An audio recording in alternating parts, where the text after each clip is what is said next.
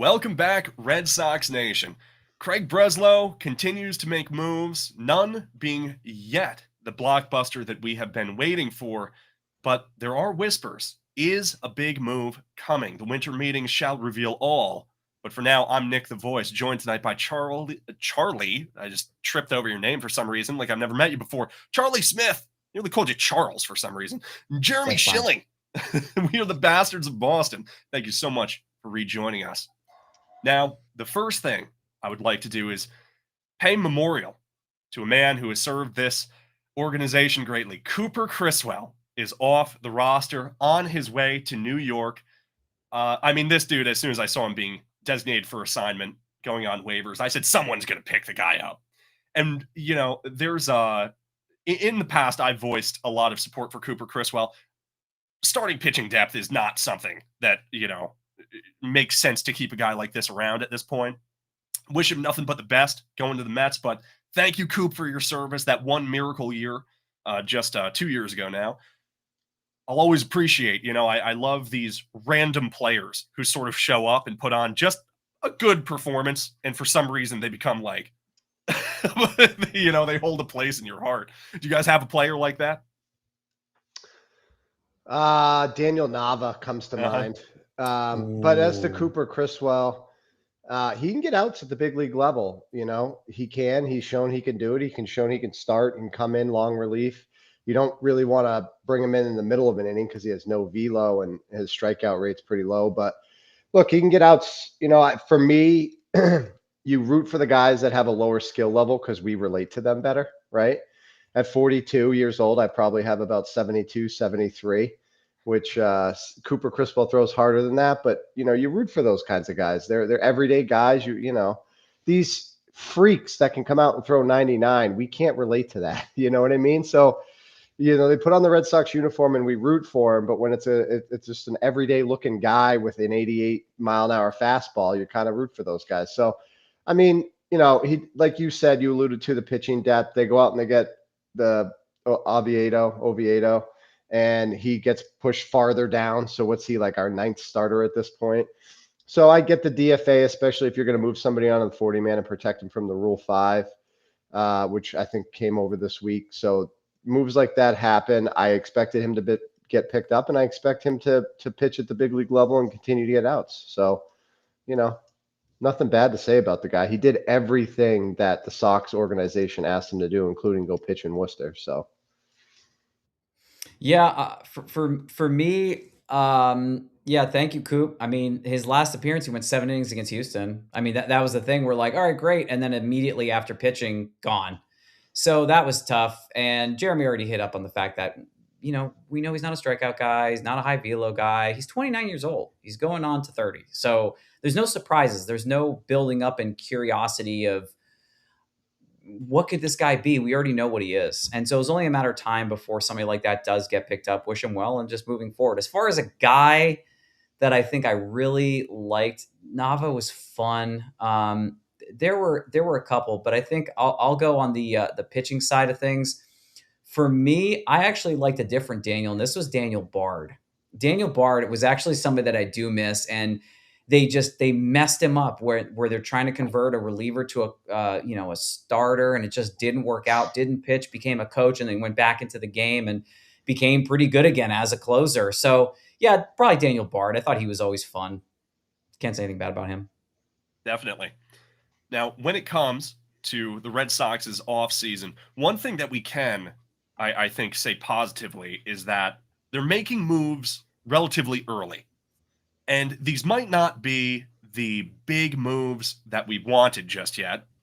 A lot of huge players on the board. Whether they'll sign with the Sox is still up in the air. Obviously, we shared our thoughts on a lot of those free agents during the actual countdown of the list. But this most recent trade was a bit of a perplexing one. The password being shipped out, which isn't necessarily a surprise, but it was a surprise, I thought, for the package. We got a starting pitcher who's not a number 2 by any means, maybe not even a number 3 in Johan Oviedo. A very interesting player, but with a lot of flaws. And it's kind of interesting just because the starting pitching is such a position of depth, such an incredible position of strength right now, especially that 3 through 5 spot. There's so many names that you could put in that bottom half of the rotation that you have confidence in at least performing at that level. So to have another guy join the list, it almost makes me feel like another move is coming potentially. What do you guys think? What was your reaction to the trade? And what do you think of the player? Yeah, my reaction is that they're not going to go spend money on free agents, and they're going to try to improve the roster by trades, um, including maybe some of these guys that were acquired this week, packaged into another deal to continue to try to build the roster. Because I don't think they're going to plug the holes with dollar bills. I just don't see it happening at this point. Maybe one bat, but I still think that's a pipe dream the way this organization operates. If they can get younger guys still in their rookie deals, arbitration eligible guys, then they're going to save a bunch of money and potentially get similar production. So, I mean, that's what this trade does. If you think you're going to go get Joe Ryan, I don't see that now. And I don't love the fact that this is a guy that projects well in the system. Like, I want established guys. You're the Boston Red Sox. Like, there's no reason why we can't go over the threshold and get established guys. That another thing I got from this trade is we're not going over the threshold. This is to save money. And they think that this guy's going to, fit in the 3 spot, and or Sonny and him are going to be the 2, 3, and Bayo is the 4, or however it's going to shake out. I guess it doesn't matter. You have the season to determine who's going to get the 3 starts in the playoffs. But, it's just disappointing. It confirmed what we already knew. And, it's not like I'm going to pretend like I watched a bunch of Pirates games. I've seen some highlights since the trade happened, but huge guy with the, accuracy issue, but I don't know who can actually say what he's going to do. This is a guy that walked 3 guys in 6 straight appearances. He can't really get past the 5th inning. He can't go 6 full. He pitched against the Red Sox. That was actually one of his wins last year. So I'm with Jeremy. We talked about this on the top 10. It was, great to cover some elite talent, but disappointing to know, like, full out no, we're not going to get any of those names. And again, kind of hard to go after Jeremy here, but you're not going to get Joe Ryan. Dylan Cease is off the board. You're making trades for 4 or 5 guys because there are no more 1s, 2s that you're willing to pay top dollar for. So it's really hard. It's tough. And I hope he does well, considering, we gave up the password, and I don't know where he was going to get an opportunity. We talked briefly before the show that, he got a limited sample. They didn't absolutely feel like he knocked it out of the park. He blew them all away. So best of luck to the password. Hopefully he has, that revenge fire when he faces the Red Sox later on in life. I don't know what's going to happen with Oviedo. I mean, this guy's 27 years old. He's, closer to 30 than he is to 20. He's closer to 30 than he is to 25. So I'm hoping this dart throw works out. But at this point, if anybody said, yeah, we're building this team up, and I think that we're better than last year, I don't know how you'd be able to say that. I mean, you're still missing 2 massive bats in your lineup, and you still never replaced, Tyler O'Neill from a couple of years back. Now you don't have Rafi Devers, and you just put in some fillers. So fact of the matter is, this team is not looking like a 500 team right now. And maybe because the Toronto Blue Jays went out and bought up, and Yankees went up and they're going to get tools back, we don't really have a shot at the 1st or 2nd spot in the AL East. I don't know how anyone would be able to pick Boston right now as the winner in the East or the division, or excuse me, the league. So tough spot. Yeah, for sure. I totally get that perspective. This is just, like I said before, kind of a weird move because it didn't necessarily address the big needs, And the interesting thing about the trade, it sort of harkens back to the Sonny Gray trade, where both of them, I mean, we saw Richard Fitz go, we saw Brandon Clark go, now we see the password go. None of these guys are guys who we expected to be a big part of 2026 or even the future, really. I mean, we knew that really they all had talent and potential, but were blocked, right? There were just too many guys in front of them. These dudes were not going to make it on the major league roster. for the Boston Red Sox and get significant playing time. So really the question is just going to be, is the return good enough to warrant moving those guys, or are we going to say, well, maybe they should have been moved for someone else? Because those are certainly names that you would have expected to have been included in a trade for a big bat or a pitcher like Joe Ryan. But it's very possible, sort of like we got foreshadowed in the trade deadline of this past year, that maybe those teams didn't view our prospects or our players as highly as we thought they did. That's something that Breslow indicated. It's very possible. So we got some return for them, certainly. I'm actually a bit more interested, not more interested, but equally interested in these other two names that were kind of thrown into the Oviedo trade. It wasn't just a 1-for-1. It was actually Yastinson Garcia and Jesus Travieso for Johan Oviedo, Tyler Samaniego, and Adonis Guzman. And when it comes to this Tyler Samaniego, at the end of the day, I mean, he's a 26 going on 27-year-old who hasn't pitched above AA. So that sort of seems like a why not throw him in there type of guy. Maybe they see something in his arsenal. They think maybe we could tweak him, put him in Worcester, maybe, worst case scenario, turn him into something decent. But I mean, getting a little bit of catching depth back in the system, that's definitely a plus for me. This guy wasn't like super highly rated, I didn't think, in prospect reports. Maybe I'm wrong. I'm a little out of the loop, obviously, on the Pirates system. But at the end of the day, he was their 5th-round pick. This Adonis Guzman was a 5th-round pick for the Pirates and had a signing bonus of nearly $500,000. So that's a pretty decent tack on. Maybe gives us a little bit of hope. But when it comes to Oviedo in general, I mean, this is a dude coming off of Tommy John surgery in 2024, which isn't nearly the albatross around your neck that it used to be, thank God. But yeah, control issues. He's a big guy. He's, got good strikeout ability, it looks like, at least in the 9 games that he pitched this year. But it's just going to be very interesting. I don't know. That was a bit of a ramble. But what do you guys think about, I guess, not only what I just said about the pieces being moved, when they're being moved, the depth in the system, whatnot. What are your thoughts? I have one more thought on the Oviedo trade.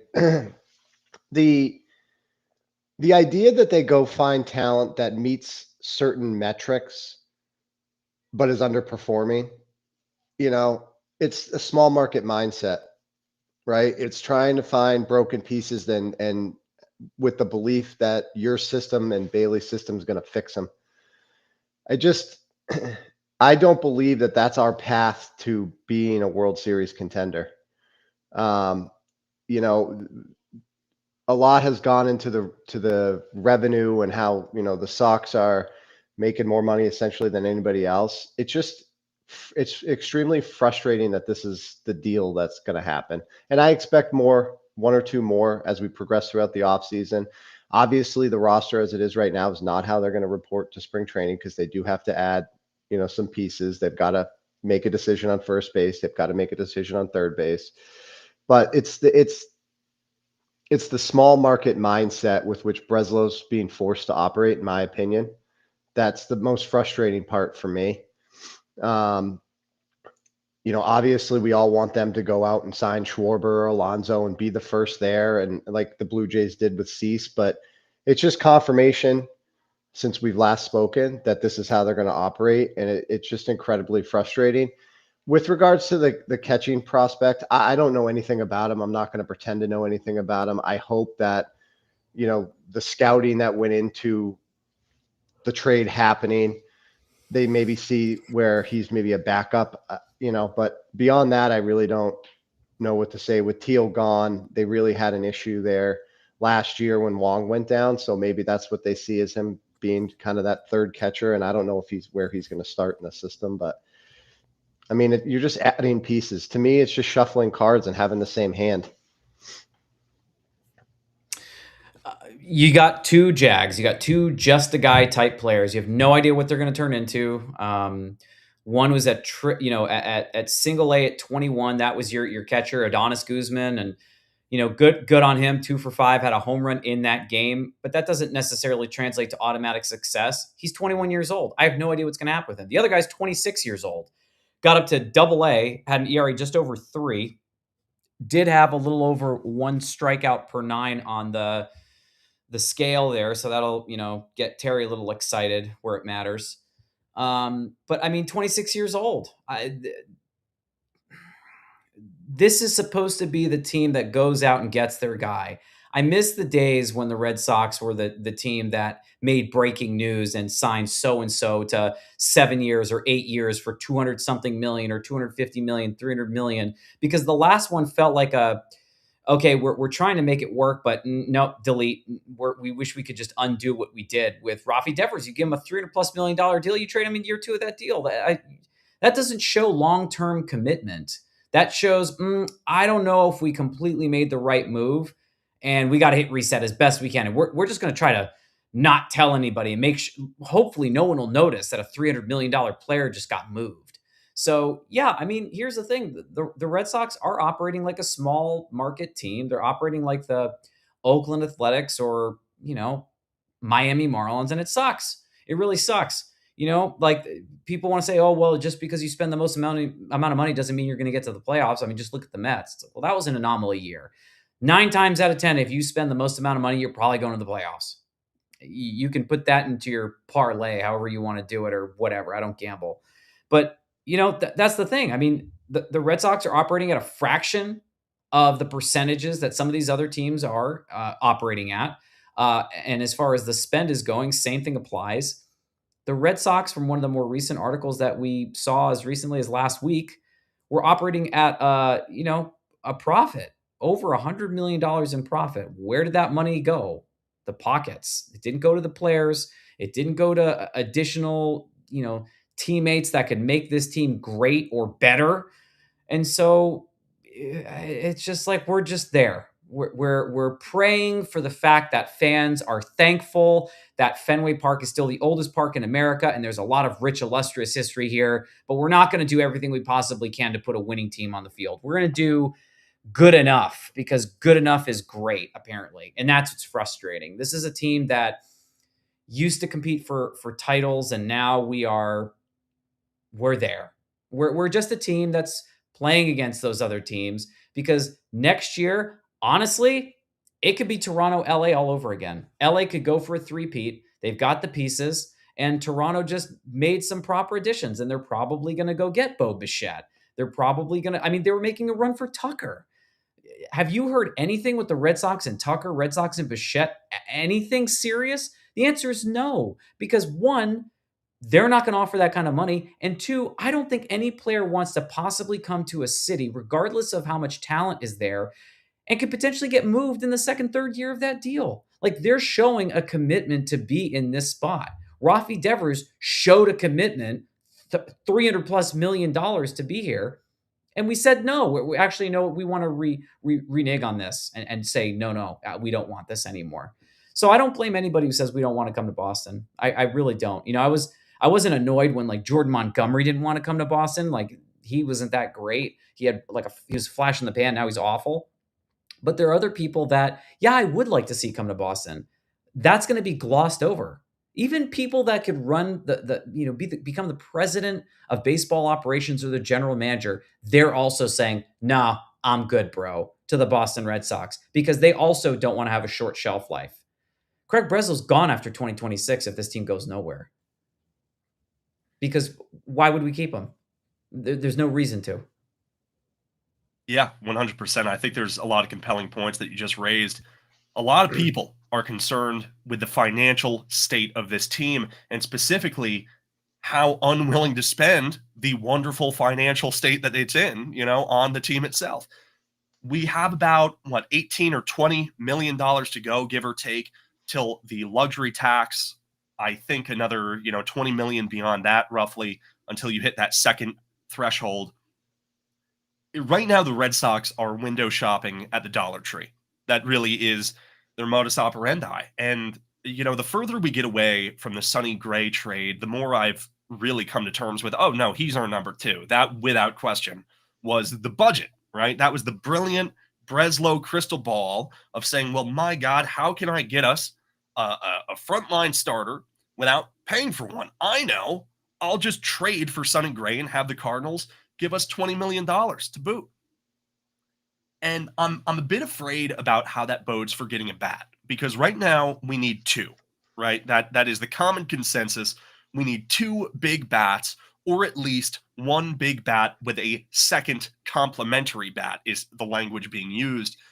Two impact bats, we'll say. Now, one name that is being thrown around suddenly, we talked about a lot of the free agents, but obviously you can't talk about all the trade candidates, right?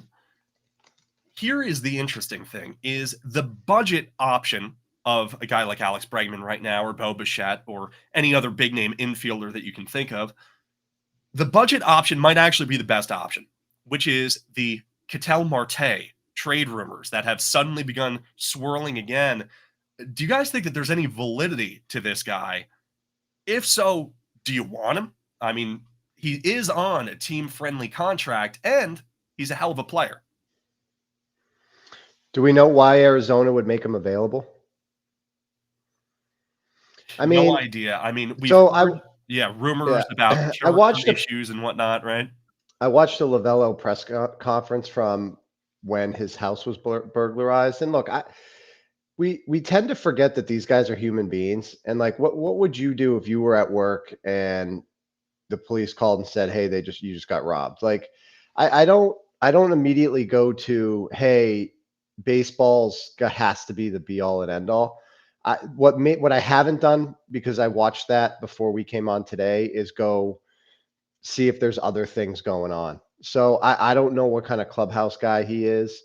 But him being available, and again, I don't have any information as we sit here right now, but why is he being available? Why is he being made available? He's a plus player.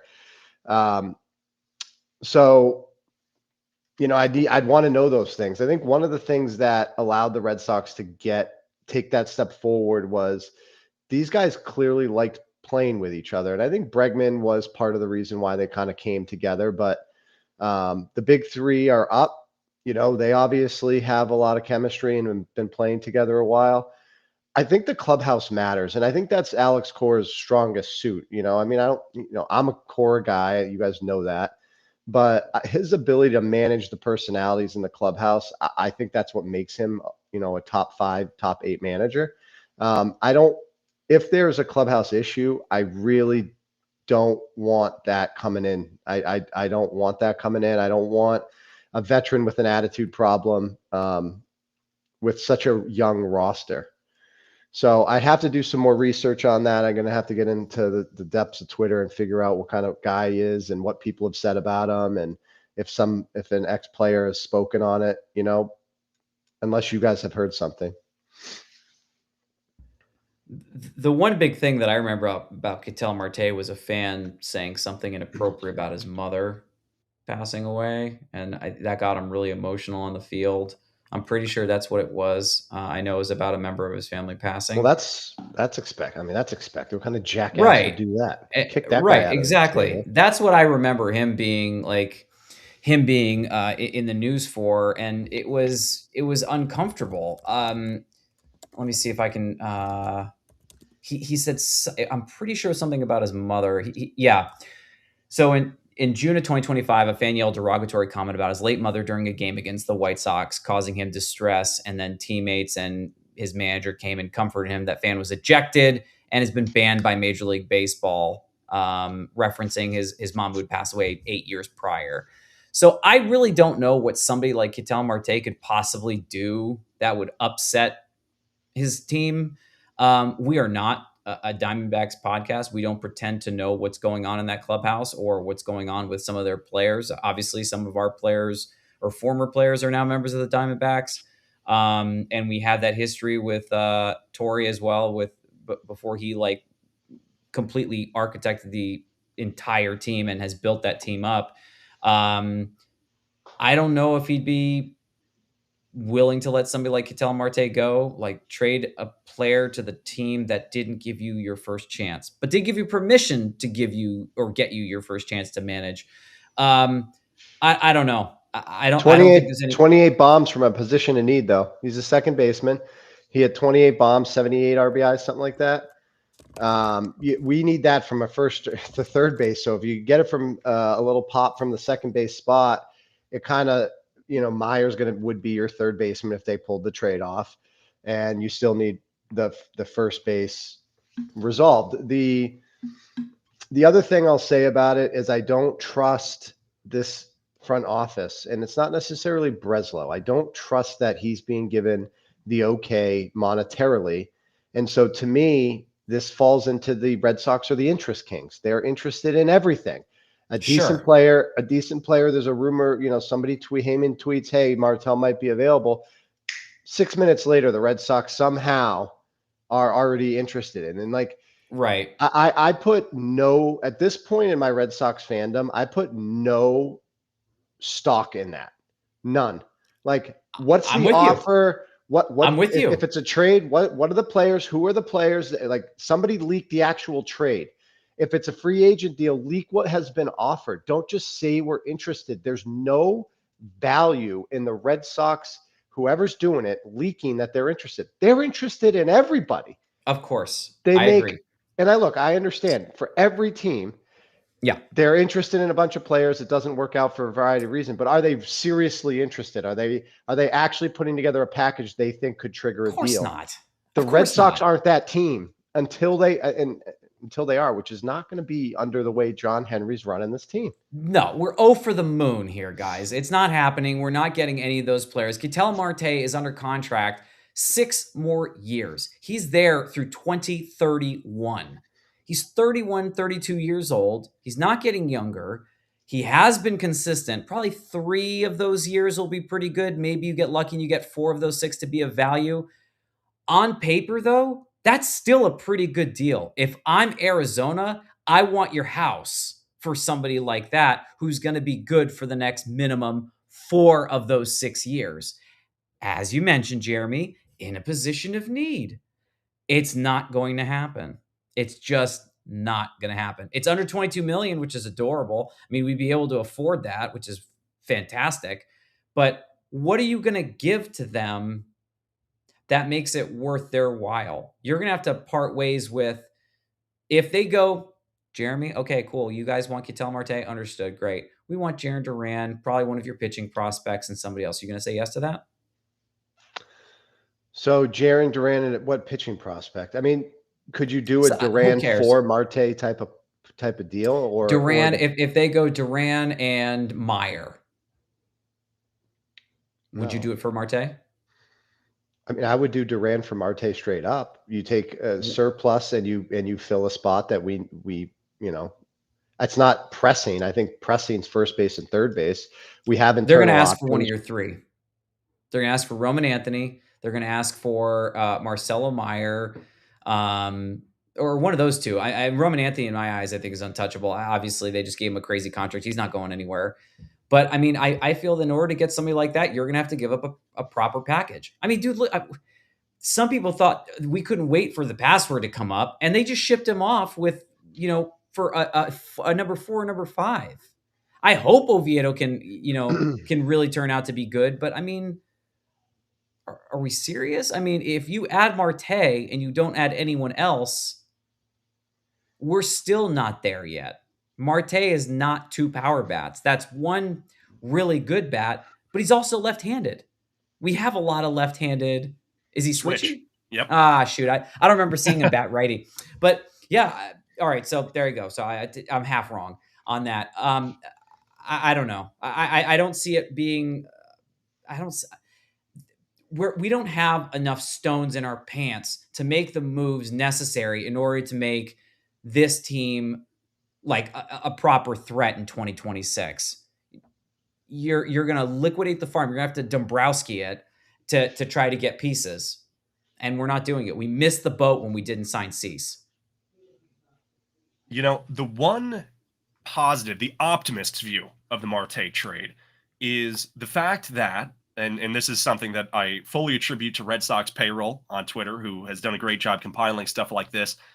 His service time is in such a state right now that in April, he will earn a full 10-5 no trade clause.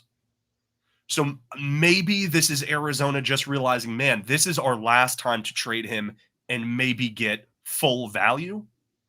Get rid of a guy who's going to go into his 30s and no doubt be good. I completely agree with that. But, maybe they're worried that the defense is going to fall off a little bit. Maybe they are worried about the days off, so on and so forth. And maybe they're just thinking, man, maybe we can cash in. We can sort of get the best of both worlds. We got Marte up to this point. Now we can get rid of him, get someone else. But, the interesting thing is, for me, the trade that comes to mind absolutely includes Duran as a focal point. And then maybe a player like Dobbins or something like that. I wouldn't like to give up Early or Tolley, certainly, in a Marte trade. Those two are guys that I personally would only give up for a Skubal-esque player, trade for a real frontline starter with the guys you hope will be frontline starters, right? But, a depth piece, certainly. Dobbins, who you're hoping is a number 4 or a number 3. But when it comes to Jarren Duran, funnily enough, we're hearing that the Red Sox are valuing him as he was, right? That 7 B WAR, 8 B WAR type of player rather than a 4 B WAR type of player, which is kind of funny because if you look at Ketel Marte, I mean, you look at his past 3 years, 4.9 B WAR, 6.8 B WAR, 4.4 B WAR. So it's like, well, Jarren Duran, sure, he's not a second baseman, but hey, we're giving you this 4 to 7 WAR guy who's cheaper, right? And younger. You can just give us yours. Still, I doubt it's going to be, a one-on-one, especially because Marte is locked up for a value that, we'll see what happens with Duran in his career. Who knows? And then, of course, there's the concerns that we Red Sox fans have raised about Duran, which is, the fact that he's fast. And that's such a big part of his game that what is he going to look like at 34 or 35? Is he even going to be in the league at 38? Those are things that probably dampen a team like Arizona's interest a little bit. That being said, I mean, I think Duran still has 5 good years of baseball in him at the very least. By the time he's done with those, Marte would also be done, So maybe he's a cheaper alternative for those few years. It's just interesting, though, because, I mean, when you look at our needs and you look at the Red Sox, we are up against the wall that is John Henry's bank account. He doesn't want to go over 265. They're voicing, well, 244. We can go over 244, but 265. Whoa, slow it down. And my brain, unfortunately, is just trying to rack, how do we get 3 players, or even 2 players at this point, 2 impact bats that aren't going to cost like $55 million put together, You may not. And that's why I think they value a guy like Marcelo Mayer, who is going to be your shortstop in 2 years, assuming he's here and not part of some sort of trade. But if you were to go get a guy like Marte, you have a flexible player like that to fill second base, and then that fills third. And then you got to figure out first. And I don't know what their position is on Tristan Casas. There's a very real possibility that they plug first base with a temporary solution until he's back healthy and ready to go. I don't know what historically would lead them to that conclusion, but I don't rule it out. And then, they're not looking at the team with the same holes that we're looking at. So that's problematic to me. It scares me. But I think that's a possibility because it fits within the constraints that's being put on Breslow.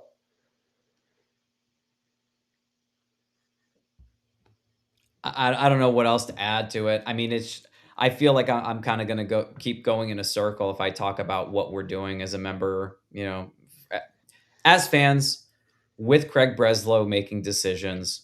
We are going to continue making moves for not top tier players, whether they be pitchers or hitters. And that's it. I mean, I can't add anything else. It's depressing. It's really sad. Like, there's going to be a team that probably does make a blockbuster trade. It won't be us. We do have one person in the comments, Nick. I don't know if you want to mention him. This Brent Bell is mentioning here that the Diamondbacks podcast indicates that the team is under tight financial constraints. They do not wish to trade Marte, but with Gallen and Merrill both in free agency, they need pitching. There you go, kids. Marte's going nowhere. Why would you trade someone that you have incredible team control over? And if you're not going to get the exact package you want, it's not happening. It's just not going to happen. And I feel that if you're a clubhouse cancer, everybody in Major League Baseball is going to hear about it. Everyone heard about, the Houston Astros pitcher, beaning his catcher when, Jeremy so eloquently put it. How do you not know, or how do you get crossed up when you have the pitch being verbally told in your head via pitch comm? Everyone's going to hear about it. It's so uncomfortable. I haven't seen anything about All you have that to do is with see that play. Don't get me started on that play. Yeah, again. I know. But I'm just saying.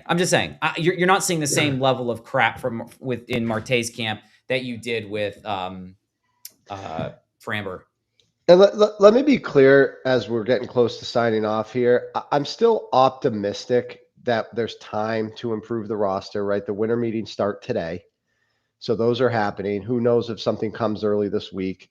But I am confident that there are still moves to be made. I just don't think they're going to be dollar bill moves. I think they're going to be assets moved to try to build the roster through trades to keep the dollars down.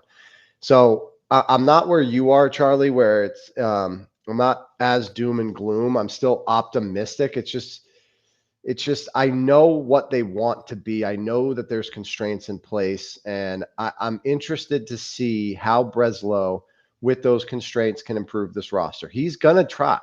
I mean, he's gonna try. Who knows what ultimately happens, and we'll be here to cover it when it happens. But there's gonna be other moves. This isn't the team that we're looking at in about 60 days when they report for pitchers and catchers. Yeah, and I would just like to float a hypothetical before we sign off here. Just for fun, I did a little bit of the math, and it could be a bit fuzzy on the margins here, but roughly, if we added Marte, excuse me, if we added Marte to this roster, and let's assume that Duran does get moved for him, or maybe in a different deal, but regardless, that would give us about $30 million to play with. Maybe that could go to a guy like Alonso. Maybe that could go to Schwarber. Maybe we could do what all the top teams are doing these days. The hot new thing is deferring money. That seems to be all the rage. How would you guys feel at the end of this offseason if our two bats and pitcher, if our big impact moves, our wish list from the start of the offseason, if that was Sonny Gray, Alonso, and Marte, or Sonny Gray, Schwarber, and Marte, would you guys consider that a success, a failure, or somewhere in between? It makes us better, and we need pop. We need someone that can hit the ball out of the ballpark. And as Charlie said, with Devers gone, who knows what's going to happen with Bregman? I don't think you're going to get Bregman and one of these situations. So assuming he's not part of the hypothetical, but it's not just the hitting of the home run. It's who you could plug Roman Anthony in front of him in the lineup and make them pitch to him. So it's not just that guy's spot in the lineup. There's a trickle down effect. And without that big thumper in the middle of the lineup, it's easier to game plan, especially in the late innings when you're matching up arms versus bats. So they got to get somebody that can do it. Marte hitting 28 home runs I don't know, it's not all the way there, but a guy that's right around 30 home runs is a difference maker. That's about what Devers would do. So, if you could add Marte and one of those other two bats, I'd be extremely happy. And by the way, that would mean I'm wrong. And John Henry okayed a big spend, even if it is a 3-year with 2 opt-outs deal, which is fine. Go get him and try to win this year.